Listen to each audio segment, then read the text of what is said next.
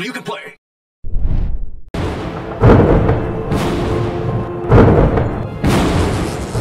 Matthew here from MiniWarGaming.com, and it's time for another story time for the Storms of Ixia 40k narrative campaign. This is part 3. And so, where we last left off, and I have to warn you, there are going to be spoilers. So if you haven't yet watched the previous missions, make sure you go and do so. If you're not a Vault member and that's why you didn't watch the last one, you can join the Vault and go watch it instantly and get a free 7-day trial. And if you don't like the Vault, you can cancel it after that. We don't think you'll cancel it, but there's going to be spoilers here. I'm going to recap what happened before. So don't complain if you keep watching and you didn't want spoilers. So what happened in missions 2A and 2B? Well, in 2A, we had the Flying Hive Tyrant who had survived the first fight, decided to hunt down Bug Squisha because War Boss Bug Squisha had been a big threat to the Tyranids for a very long time, and now he was most vulnerable because the Imperial Guard had come in and kind of tipped the odds, in this case in the Tyranids' favor. And so he personally led an attack force, a very swift attack force of Hormagaunts and Raveners and Gargoyles, and they went after Bug Squisha. Now, the world seems to be out to kill this Hive Tyrant because during this mission, not only did a big beast emerge from an indigenous life form, like not an orc beast or anything, but an indigenous one, emerge out of the forest and start to maul the Hive Tyrant. It managed to kill it, but it got wounded from that. But also there was some of the plants that exploded and spewed acid all over him, and there was a warp storm that kind of disrupted his connection with the hive mind and caused some brain aneurysms or whatever. So out of his 4 wounds, 3 of them were taken from the planet, and then the Hive Tyrant did get taken down by the Shooters. But at the same time, the Raveners managed to jump in there, and the Gargoyles shot, and Bug Squisha was taken down once and for all. He tried his best to fight back with his big old power claw and all the mega knobs around him, but they all fell as they got overwhelmed. And then on top of that, the Hive Tyrant just kind of shook off his injuries and left. So I rolled a 1 for it, and therefore he took no injuries. So the Flying Hive Tyrant is perfectly fine, and Bug Squisha is no more. He has been permanently eliminated, not just from the campaign, but from life in the 40k universe altogether.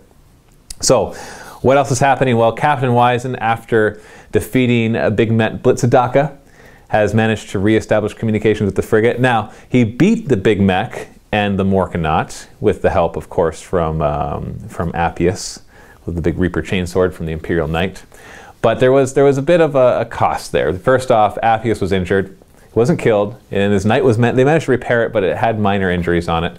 On top of that, Commissar Khrushchev, he was a beast. He just went in there and he was just hacking up orcs and doing great. He got to the communications array, managed to access its console, but as he did that, a bunch of Ludas blew open the door and just gunned him down. And so he was taken down. He took severe injuries, but managed to survive them just barely. Like, he was patched up, took major wounds all over, and it's just not looking good. But he is still alive at this point, just majorly wounded.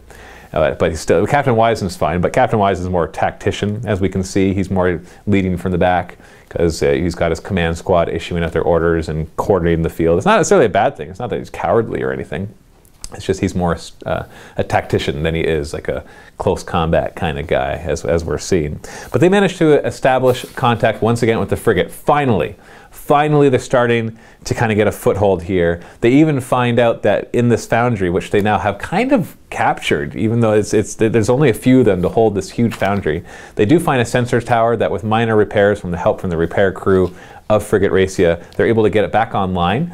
And between that and the frigate now starting to be able to make repairs, they start to do scans, and he's able to basically pick out where the rest of the Imperial Guard and the armor and the Freeblades have been scattered all over the continent. Now, there's still more reinforcements up in the frigate as well. Thankfully, they didn't send down everything to be scattered. But he starts to establish communications through the Vox links, and he's finding that some of them were killed by orcs or Tyranids. Others had suffered losses but were holding, and they had dug in certain areas. Others were trying to find their way anywhere that they could. Totally scattered, totally without communications and without any direction from the command line. And some of them were doing surprisingly well. They had kind of formed their own quasi-units and kept moving and kept surviving. One group that he found was that Caius, one of the Freeblades, in his transport was downed. As it came down, it actually crashed because it wasn't in a safe area, and as well as a bunch of Imperial Guard regiments as well. And they got captured by a Savage Ork clan. So these Savage Orks have what we call a competition, and that's competition with a K. And this competition basically is where they just pit their guys and also some tyrannid creatures that they have managed to domesticate or train. And I put quotations around that because that's not exactly what they did. They more just like prodded them enough until they learned not to go to certain areas, and they use these in their competitions. And so they tell Caius, after he realizes that he's strapped inside of his Imperial Knight with a bunch of explosives, and they have the trigger, they say, if you fight this competition and you win, we'll let you free. Of course, he doesn't believe them, but what choice does he really have? On top of that, there's a bunch of Imperial Guard prisoners there. Now, Captain Wison detects all of this. He doesn't know that there's a competition and all that, but he knows that there's these guys that are in an Ork area. And so he basically needs to mount a rescue operation. But this is all the way in the northwest end of the continent, so it's really far away from where he is. Thankfully, amongst doing his scans, he's able to find nearby regiments, an armored tank regiment actually, that could go and try to rescue them. And on top of that, MiniWarGaming, the other Freeblade, which we haven't seen yet, is amongst them. They had rejoined and were trying to make their way back to the foundry. And instead he tells them to turn around and he orders them there. They have no, their commander was actually killed, so he field promotes a man named Oberon to be Lieutenant Commander Oberon, and he's going to be the one that's commanding all these tanks. And there's some veterans there as well and some surviving chimeras. So he orders them to go and rescue those Imperial Guard and to rescue Caius so that they can be brought back and reinforce the Imperial Guard lines, because they're still outnumbered and the frigate is still damaged and needs to undergo its repairs. And so we have our two missions today. Mission 3A is going to be the competition. We're going to see Caius as he fights in 6 rounds of grueling combat against both Ork and Tyrannid foes that the Savage Orks see fit to inflict on him. And then in Mission 3B, we're going to have the big battle where this armored company and MiniWarGaming move in to try to rescue Caius, if he survives, and the Imperial Guard prisoners. So both of those are available at the links below.